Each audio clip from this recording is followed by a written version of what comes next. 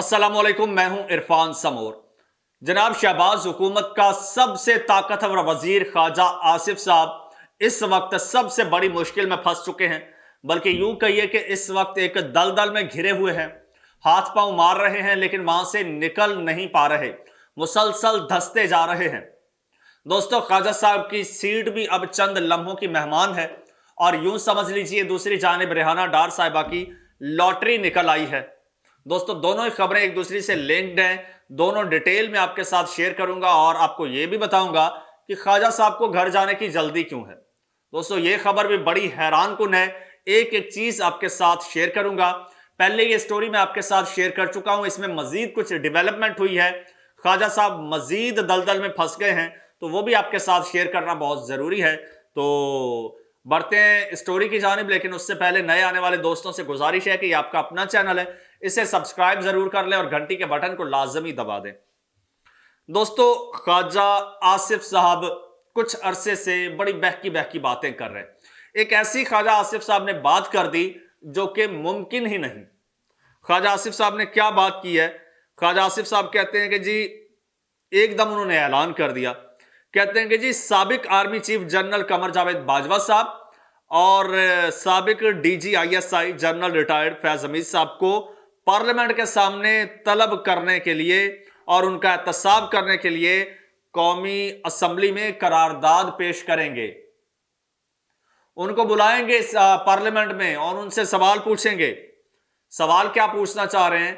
वो कहते हैं जी एस्टेब्लिशमेंट ने इमरान खान साहब से मिलकर जो है वो एक तो नवाज शरीफ साहब की हुकूमत गिराई, दूसरा वो कहते हैं कि इन जर्नैलों और इमरान खान से दहशतगर्द तंजीम TTP से ताल्लुक रखने वाले 5000 अफराद और उनके खानदान के लोगों ने इमरान खान साहब की हुकूमत के दौरान अफगानिस्तान से पाकिस्तान मुंतकिली की वजह से पाकिस्तान में एक बार फिर दहशतगर्दी के वाकयात में इजाफे के बारे में सवाल किया जाए उनसे कि ये सारी कार्रवाइयाँ उन्होंने की हैं और ये सारी बातें जब की हैं और उसके बाद से जनाब ख्वाजा आसिफ साहब जो है वो इंतहाई परेशान हैं। और फिर ये एक टीवी शो में उन्होंने ये बात की, उसके बाद वो मुतादिद टीवी चैनल्स को इंटरव्यूज दे चुके हैं और इस वक्त मुसलसल रो रहे हैं, पीट रहे हैं। वो शायद ये कह के गलती कर बैठे हैं, लेकिन अब तो पानी सर से गुजर चुका है, अब तीर कमान से दोस्तों निकल चुका है। अब दूसरी जानिब उन्होंने कई हलकों को नाराज भी कर दिया है, बल्कि गुस्सा दिला दिया है। एक तो उन्होंने कहा कि जी अपना जनरल बाजवा साहब जो है वो मुझे धमकियां दे रहे हैं। जी ठीक है, वो मुझे धमकियां दे रहे हैं, ये उन्होंने यहां पर कहा, मैं आपको सुनाता हूं। वो कहते हैं कि जी अच्छा, जब उनसे पूछा गया कि ये क्या आपकी पार्टी ये कर पाएगी या करने जा रही है या पार्टी ने इस बारे में आपको कोई इंस्ट्रक्शंस दी हैं, तो उसने कहा कि नहीं, मुझे पार्टी ने कोई इंस्ट्रक्शंस नहीं दी, ये मेरी जाती राय है और हम ये करेंगे, मैं चाहता हूं कि ये हो, यानी इनकी इंक्वायरी हो। अच्छा, उसके बाद ये सवाल उनसे पूछा गया कि ये जो बात आप कर रहे हैं इसके बाद आपको और आपकी हुकूमत को घर भी जाना पड़ सकता है।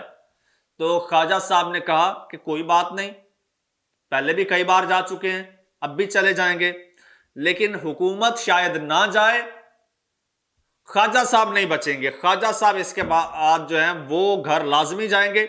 अच्छा, इस हवाले से जनाब उन्होंने कहा है कि अगर मैंने कोई गुस्ताखी की है तो जाने दें। उन्होंने कहा कि जनरल बाजवा मुझे प्रेस कॉन्फ्रेंस करने की धमकी दे चुके हैं, ये दूसरी धमकी है। मैंने साबिक आर्मी चीफ को कह दिया था कि वो चाहें तो प्रेस कॉन्फ्रेंस कर लें, तनकीद मैं बर्दाश्त कर लेता हूं क्योंकि मैं एक सियासी वर्कर हूं, पाकिस्तान में तनकीद बर्दाश्त करने की रिवायत नहीं है। अब वो कह रहे हैं कि जी जनरल बाजवा साहब जो है मैंने ये बात की, उसके बाद मुझे धमकियां दे रहे हैं जनरल बाजवा साहब, और कह रहे हैं कि मैं तुम्हारा कच्चा चिट्ठा खोल दूंगा। और फिर जाहिर सी बात है, अब फिर इस तरह तो होता है, लेकिन अभी फिलहाल जनरल बाजवा साहब अभी तो प्रेस कॉन्फ्रेंस नहीं कर सकते ना। अब वो एक टाइम लिमिट होती है, आपकी रिटायरमेंट के बाद आप इस तरह से नहीं कोई टॉक शो वगैरह में नहीं जा सकते या कोई इंटरव्यू नहीं दे सकते, कोई प्रेस कॉन्फ्रेंस नहीं कर सकते, लेकिन इन फ्यूचर तो कर सकते हैं।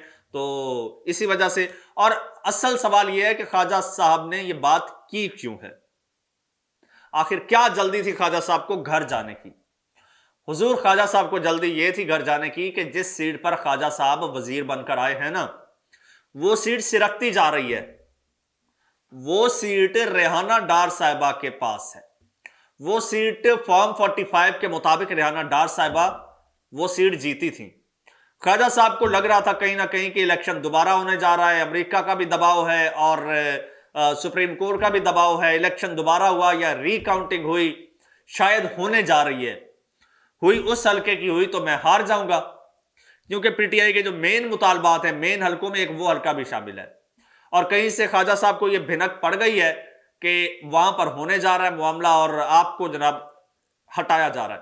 اس کی ایک اور وجہ بھی ہے, اس کی جناب جو مین وزارتیں ہیں وہ آپ دیکھیں وہ شہباز شریف صاحب کے اور نون لیگ کے بندوں کے پاس نہیں ہیں. یہاں سے بھی آپ سمجھ جائیے, وزارت داخلہ نہیں ہے, ورنہ شہباز شریف صاحب کا وزیر داخلہ کون ہوتا؟ رانا ثناء اللہ صاحب.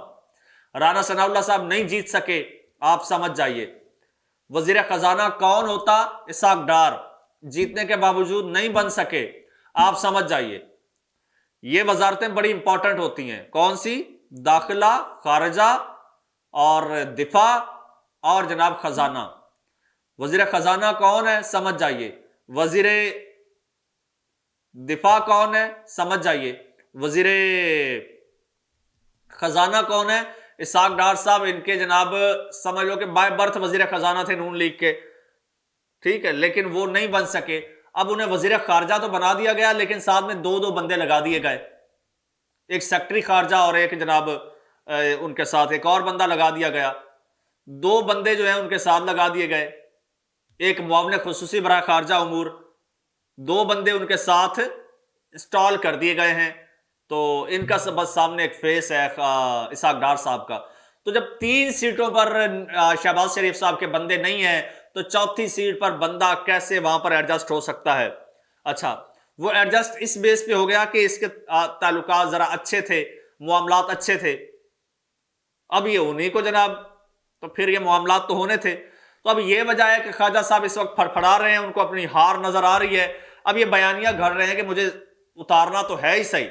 میں بولوں گا کہ میں نے یہ بات کی تھی, میں نے انصاف کی بات کی تھی, میں نے احتساب کی بات کی تھی, تو ملک میں کوئی احتساب نہیں ہوتا, انصاف نہیں ہوتا, تو اس بیس پہ مجھے نکالا گیا ہے.